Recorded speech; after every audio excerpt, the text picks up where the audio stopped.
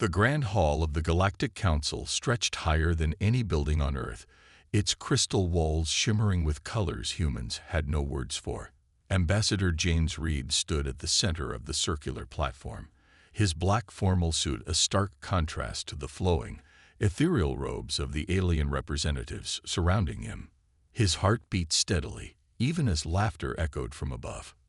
"You mean to tell us," Council Leader Stone's voice boomed through the chamber, "that your species still travels through normal space?" The alien's silvery skin rippled with amusement, multiple eyes blinking in different patterns. Reed maintained his composure, though his fingers tightened slightly around the digital presentation device in his hand. "Earth's fleet may be young, but we have mastered faster-than-light travel within just 3 centuries of achieving spaceflight." More laughter, this time from the eastern section of the chamber where the bright cluster representatives sat on their floating platforms. Their crystalline bodies sparkled as they shared amused glances. 3 centuries to achieve basic FTL. One of them chimed, the sound like breaking glass. "Our younglings learned to bend space in their equivalent of your elementary schools." Reed had expected mockery. The briefing files had prepared him for this. What he hadn't expected was the sheer contempt in their voices. These beings, these supposed advanced civilizations, looked at humanity the way humans once looked at ants trying to cross a highway. "We request consideration for our application to join the Galactic Council," Reed continued, his voice firm. "Earth has met all the basic requirements for membership.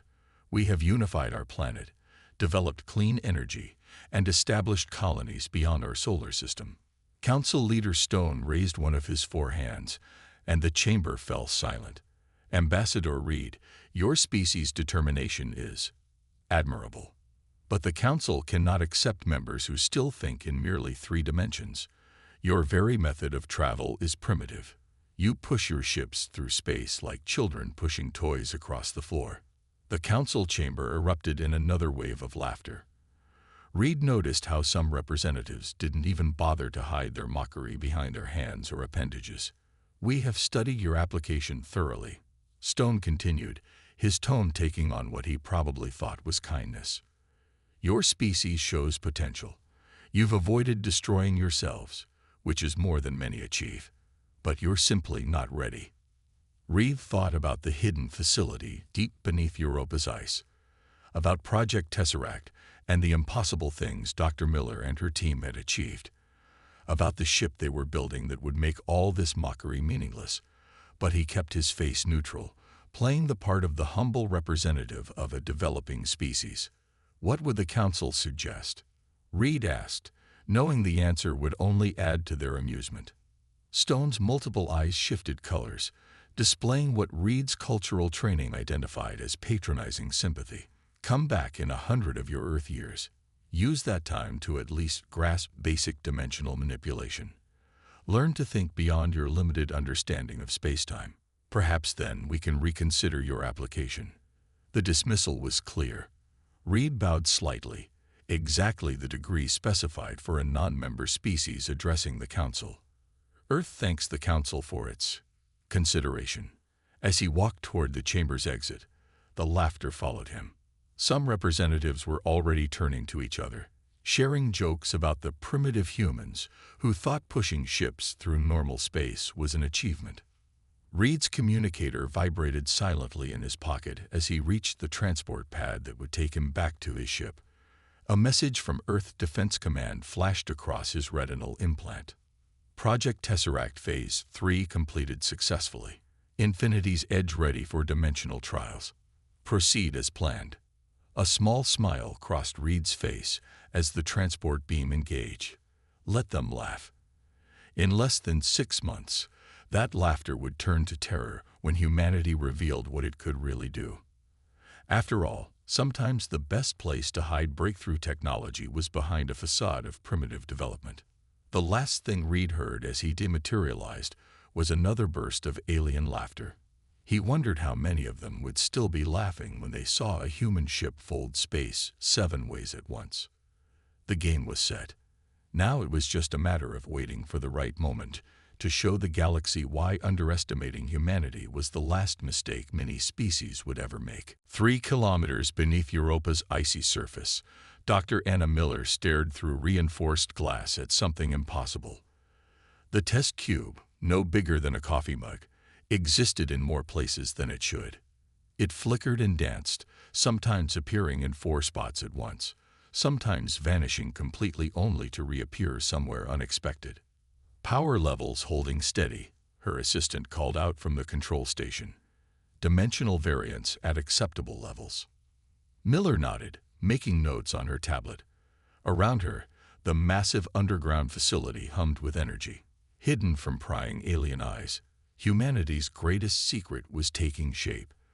The chamber they worked in was larger than a football field, carved out of Europa's ice, and reinforced with materials that could withstand the impossible forces they were playing with.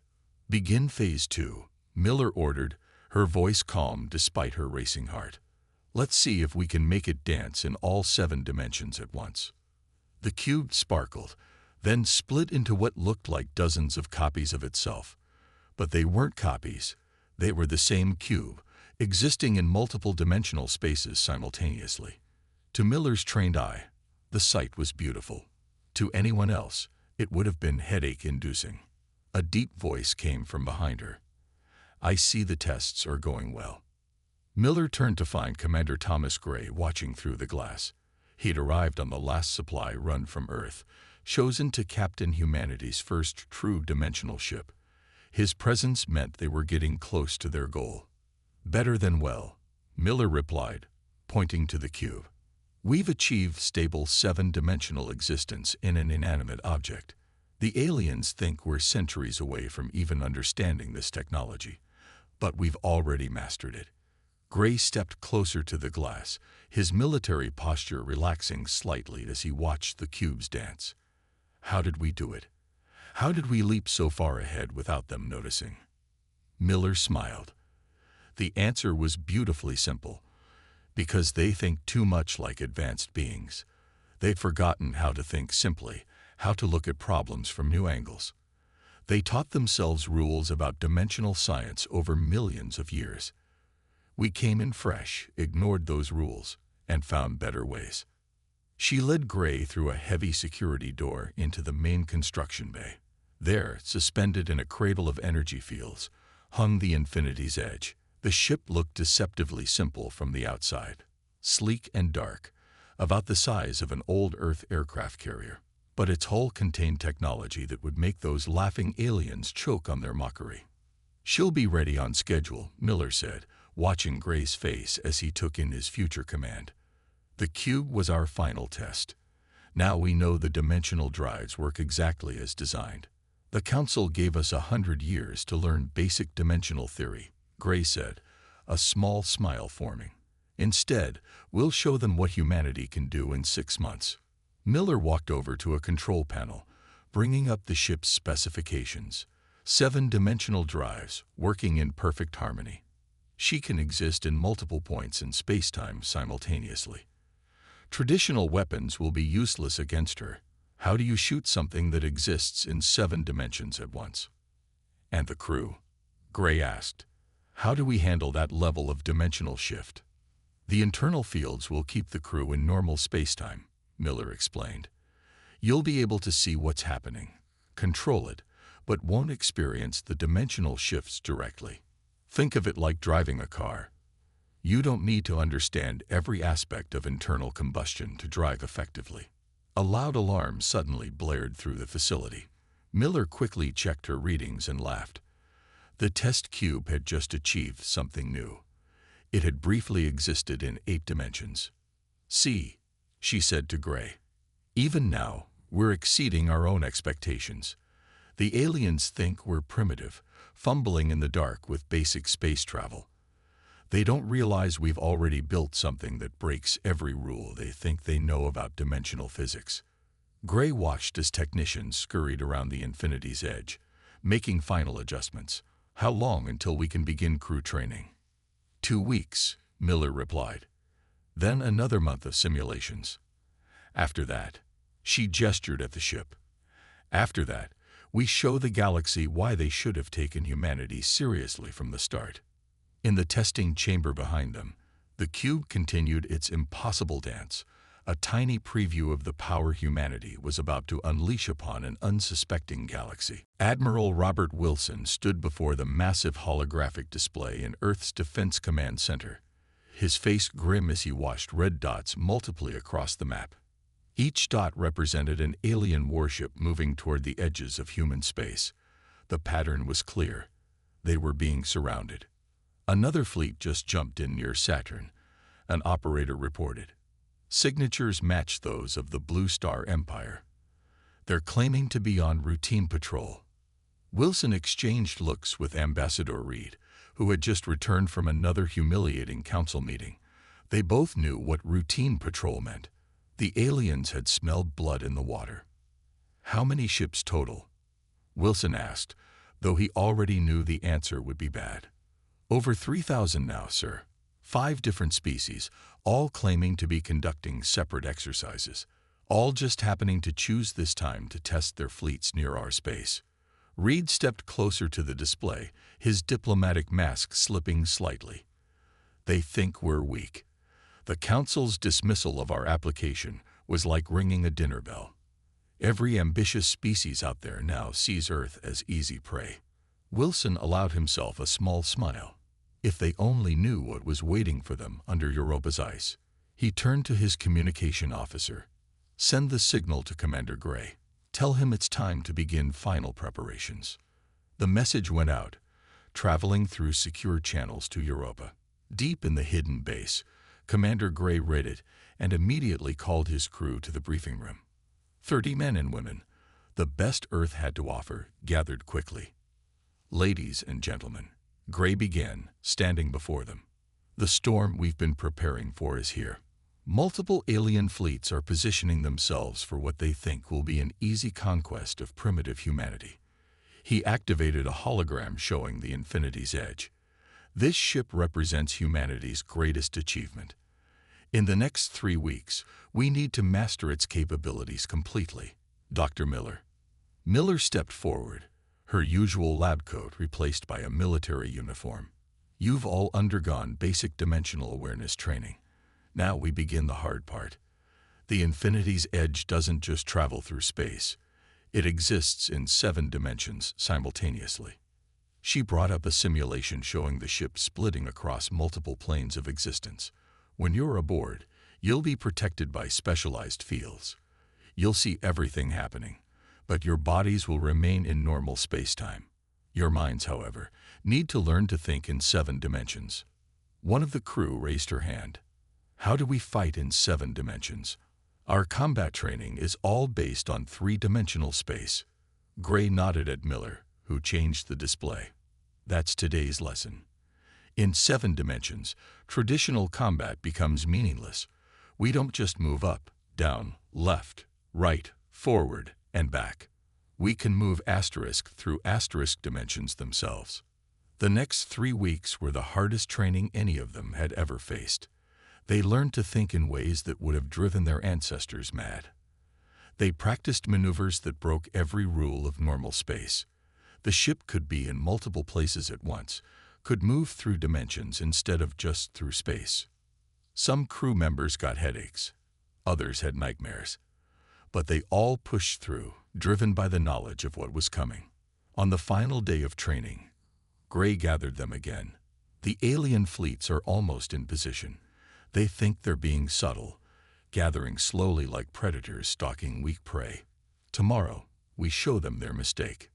He brought up the latest intelligence photos of the alien ships. Look at their weapons, all designed to work in normal space. All useless against a ship that can slip between dimensions like we slip between rooms. They're expecting primitive humans with basic spaceships. Instead, they're going to face something their weapons can't even touch. Miller stepped forward one last time. Final system check is complete. The Infinity's Edge is ready. All dimensional drives are functioning perfectly. Gray looked at his crew, seeing determination in every face. Get some rest. Tomorrow, we change the galaxy's understanding of humanity forever. As the crew filed out, Gray stayed behind, staring at the simulation of his ship dancing between dimensions. Somewhere up there, alien admirals were preparing for what they thought would be an easy victory. He almost felt sorry for them. Almost. The alien fleet commander's message was simple and arrogant. Surrender your colonies and submit to protection, or be destroyed. You have 1 Earth hour to decide. In Earth's Defense Command Center, Admiral Wilson made a show of looking worried as he read the ultimatum. 5 alien fleets had finally stopped pretending and joined forces. Nearly 4,000 warships now hung in space around Saturn's orbit, their weapons charged and ready. Send them our response, Wilson ordered, checking his watch. Perfect timing. On the command ship of the alien fleet, the supreme commander of the Blue Star Empire laughed as he received Earth's message. We respectfully decline. Please watch carefully. Such brave words from primitives, the commander said to his bridge crew. Begin the attack run. Show them what real power looks like. But before the alien fleet could move, their sensors detected something rising from Europa's surface. A single ship, dark and sleek, accelerated toward them at normal speeds. Just one ship. The commander laughed. They insult us by sending only one defender. On board the Infinity's Edge, Commander Gray sat calmly in his captain's chair, all dimensional drives reading normal, his engineering officer reported. 7-dimensional field is stable. Take us to combat speed, Gray ordered. Let's show them what humanity can really do. The alien fleet's sensors suddenly went crazy. Where there had been 1 human ship, there were now 5. No, 12. No. The sensors couldn't agree on how many ships there were, or where exactly they were located. Impossible, the alien commander shouted. Their ship, it's in multiple locations at once. The Infinity's Edge existed simultaneously in 7 dimensions, appearing to split and multiply as it shifted through dimensional planes faster than the alien sensors could track. To the aliens' 3-dimensional weapons, it was like trying to shoot at a shadow. Fire all weapons, the alien commander ordered in panic. Energy beams and plasma torpedoes shot through space and passed harmlessly through where the human ship appeared to be. How do we hit something that exists in 7 dimensions at once? An alien weapons officer cried out. Inside the Infinity's Edge, the crew worked with practiced efficiency. The weeks of training paid off as they thought and moved in ways that would have seemed impossible just months ago. Taking us between their fleet formations, the helm officer reported. Shifting through dimensions 3 through 7 simultaneously. The alien fleet fell into chaos. Their ships, arranged for 3-dimensional combat, found themselves surrounded by what seemed like hundreds of copies of the human vessel. But they weren't copies. It was the same ship, existing at multiple points in space-time simultaneously. A demonstration, Gray commanded. Show them what we can do to their weapons. The Infinity's Edge phased partially into the 7th dimension, reaching out with fields that the aliens couldn't even detect. Suddenly, weapon systems across 50 alien ships simply ceased to exist. Their matter had been shifted into a dimension their ships couldn't access. Panic spread through the alien fleet. Ships tried to retreat, but found the human vessel somehow ahead of them, behind them, above and below them all at once.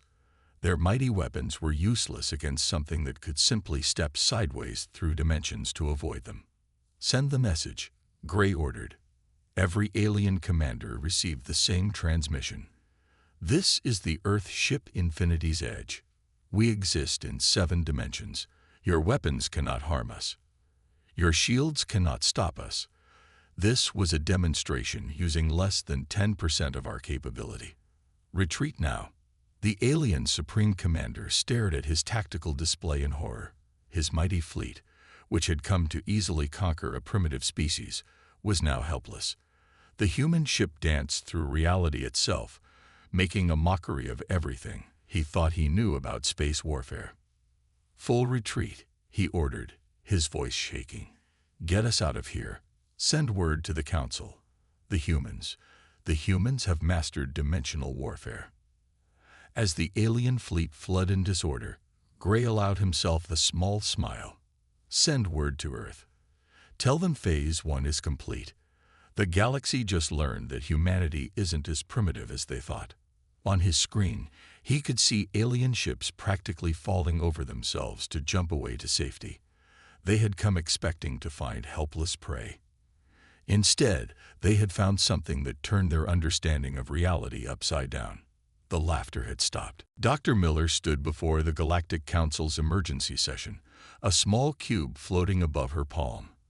The same council chamber that had once echoed with laughter at humanity's primitive technology was now dead silent. Fear had replaced mockery in the alien's eyes. "You wanted us to learn dimensional science," she said calmly. "We did, but we learned it our way." Behind her, the Infinity's edge hung in space, visible through the chamber's crystal walls. The ship had arrived by simply stepping through dimensional barriers, bypassing all of the Council's defensive systems, as if they weren't there. "Impossible," one of the bright cluster representatives whispered. "Your species was barely managing basic spaceflight. How did you achieve this?" Miller smiled. "Because we didn't know what was impossible. You've all spent millions of years learning the rules of dimensional science. We looked at it with fresh eyes and found new rules." She gestured at the floating cube. Like the test version beneath Europa's ice, it existed in multiple places at once. But now, she let them see something new. The cube folded space around itself, creating what looked like origami made from reality. "The Infinity's edge doesn't just travel through dimensions," Miller explained. "It exists in all of them simultaneously. When your fleet attacked, we only showed you a fraction of what it can do." Commander Gray stepped forward. "Allow us to demonstrate the ship's full capabilities." At his signal, the Infinity's edge began to move. The Council members watched in horror and amazement as space itself seemed to fold around the vessel. The ship appeared at multiple points simultaneously, then created what looked like a spiral staircase made of reality, each step existing in a different dimension. "We can see all 7 dimensions at once," Gray continued. "We can move through them as easily as you walk down a hallway. Your weapons can't touch us because by the time they reach where we appear to be, we're already somewhere, and someone else." One of the Council members, braver than the rest, spoke up. "But the energy requirements, the computational power needed." Miller held up her hand, and the cube transformed into a complex mathematical equation floating in the air.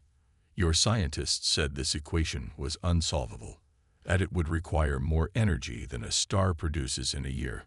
We solved it over lunch one day." She let that sink in before continuing. "Humanity didn't develop along the same lines as your civilizations. We didn't build up from basic dimensional theory. We looked at the universe and asked, what if everything we think we know is wrong?" The Council chamber's screens lit up with data from the Infinity's edge's sensors. The aliens saw reality as they never had before, all 7 dimensions laid out like an open book. Some of the Council members had to look away, their minds unable to process what they were seeing. "This is just the beginning," Gray said. "The Infinity's edge is our first 7-dimensional ship. Even now, we're building more, and we're already discovering an 8th dimension." That announcement caused several Council members to physically recoil in their seats. 8 dimensions was supposed to be theoretically impossible. Yet here were the humans, casually breaking what should have been an unchangeable law of physics. Miller closed her hand, and the cube vanished. "We came to you 6 months ago asking to join the Galactic Council. You told us to come back in 100 years, after we'd learned proper dimensional science. Instead, we're here to offer you our help in understanding how the universe really works." The silence in the chamber was absolute. These mighty alien civilizations, who had laughed at humanity's primitive technology, now faced a species that had completely rewritten the rules of reality. Council Leader Stone, his silver skin now pale with shock, managed to find his voice. "And if we refuse your help?" Gray smiled. "Then we'll continue our research alone. But consider this. If we achieve this much in secret, Imagine what we could accomplish together. The council members looked at each other, then at the infinity's edge still performing its impossible dance through dimensions.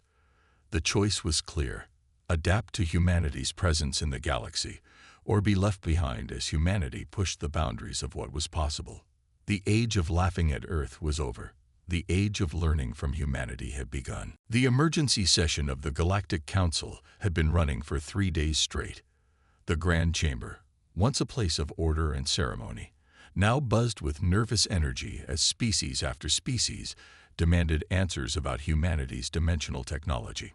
Ambassador Reed watched it all from his new seat, no longer standing in the petitioner's circle, but now seated at the main council table. The change in how they treated him was striking. No one laughed anymore. When he spoke, even the oldest council members leaned forward to listen. "Let us be clear," Reed said, his voice carrying across the chamber. "Earth does not seek revenge for past insults. We seek partnership, but on equal terms." Council leader Stone, who had once dismissed humanity as primitive, now looked physically ill. "Equal terms. You possess technology that makes our most advanced ships look like children's toys. You could dominate the galaxy if you wished." Reed smiled. "But that's exactly the point, isn't it? We could, but we don't want to. Humanity has learned from its own history. Power doesn't have to corrupt. It can be used to lift others up." Dr. Miller stepped forward, displaying another demonstration of dimensional mechanics. This time, she kept it simple enough for even the most basic species to understand. The council members watched, mesmerized, as she explained concepts their scientists had thought impossible. "Your civilizations have been trapped by your own knowledge," Miller explained. "You knew so much about how dimensions work that you couldn't see new possibilities. Sometimes the greatest discoveries come from minds fresh enough to ask, why not?" A representative from the bright cluster rose, their crystalline form shimmering with agitation. "But what of the balance of power? For millions of years, the Council has maintained peace through technological parity. Your advances disturb everything." Commander Gray, standing by the chamber's window where the infinity's edge could be seen, turned to address this concern. "The balance of power was an illusion. You all sat here, comfortable in your supposed superiority, while countless primitive species were denied the chance to grow. How many other races might have brought new ideas to the galaxy if you hadn't dismissed them?" The chamber erupted in argument. Some council members supported humanity's words, remembering their own species' struggles to join the galactic community. Others protested, clinging to the old way of doing things. Admiral Wilson chose this moment to activate the main display. It showed the construction yards around Europa, where 3 more ships like the Infinity's Edge were taking shape. "We're not asking permission," Wilson stated firmly. "We're offering an opportunity. Earth is establishing the Dimensional Science Academy. Any species that wishes to learn will be welcome. No more artificial barriers. No more waiting centuries to be deemed worthy of advancement." The silence that followed was deafening. Council Leader Stone looked around the chamber, seeing the mix of fear, hope, and resignation on his fellow council members' faces. He knew the old way of doing things was over. "Perhaps," Stone said slowly, "it is time for the council itself to evolve. Humanity has shown us that our assumptions about civilization's natural progress were wrong. We must adapt or become obsolete." Reed nodded in approval. This was what Earth had hoped for. Not conquest, but catalyst for change. The Academy's first class begins in 1 month. We've already received applications from 15 species you previously classified as primitive. Imagine what they might achieve when given the chance. Miller brought up one final display, a visualization of an 8th dimension that made several council members gasp. This is what happens when you let go of preconceptions, when you stop telling people what's impossible and start asking what's possible instead. As the council session moved toward its conclusion, the chamber was filled with a new kind of energy. Fear was giving way to excitement. Species that had barely acknowledged each other for millennia were now discussing joint research projects. Gray watched it all from his position by the window, remembering how this chamber had once echoed with laughter at humanity's expense. Now it echoed with the sound of a galaxy waking up to new possibilities. The age of limitation was over. The age of exploration was about to begin. 1 year after humanity revealed its dimensional technology, the view from Earth's orbital station had changed dramatically. Ships of all shapes and sizes moved through space, some using traditional drives, others practicing their first attempts at dimensional travel. The Dimensional Navigation Academy's massive structure hung in orbit like a shining beacon, its design incorporating technology from 20 different species. Dr. Miller stood in her new office, watching a class of alien students master their first 7-dimensional calculations. On the practice field outside, a small ship flickered between dimensions, its pilot, a young member of the once arrogant Bright Cluster, learning to navigate through reality's hidden paths. Remember, Miller spoke into her comm unit, don't force the dimensional shift. Let it flow naturally, like walking through an open door. The student's ship steadied, then smoothly transitioned through 3 dimensions at once. A cheer went up from the watching crowd of mixed species below. In another part of the station, Commander Gray supervised the graduation ceremony for the first class of dimensional ship captains. 50 beings from 30 different species stood proudly in their ceremonial robes. Each had mastered the art of 7-dimensional travel, and their ships waited in dock, ready to explore the galaxy in ways their ancestors never imagined possible. You're not just pilots anymore, Gray told them.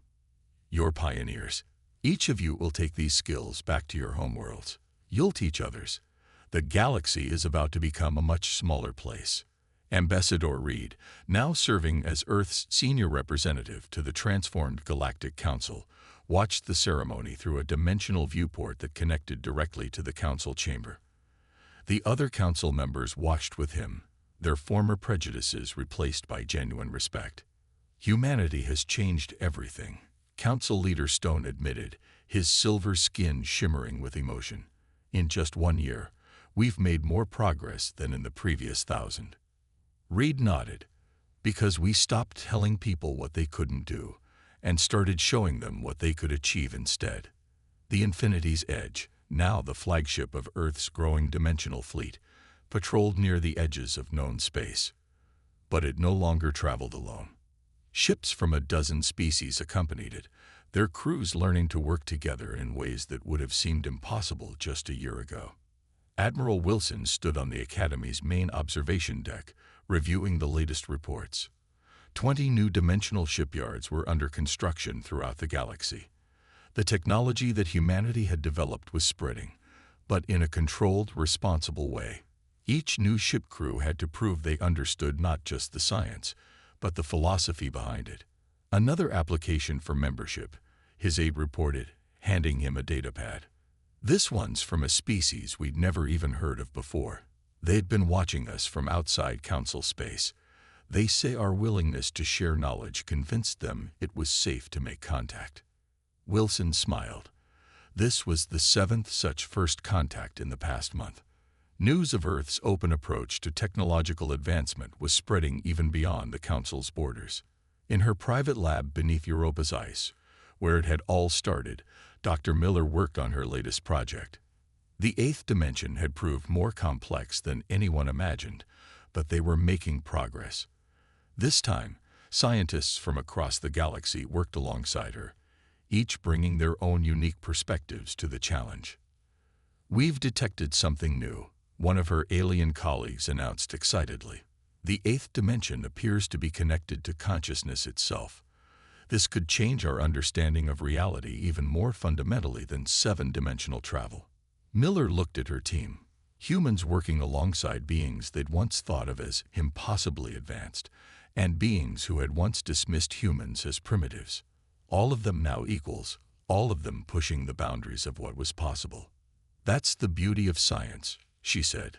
There's always something new to discover, as long as you're brave enough to look past what you think you know. Above them, the galaxy spun on, forever changed by humanity's refusal to accept limitations. The laughter had stopped, replaced by something far better. the shared joy of discovery, as all species learned to see the universe through new eyes. The age of division was over. The age of unity had begun.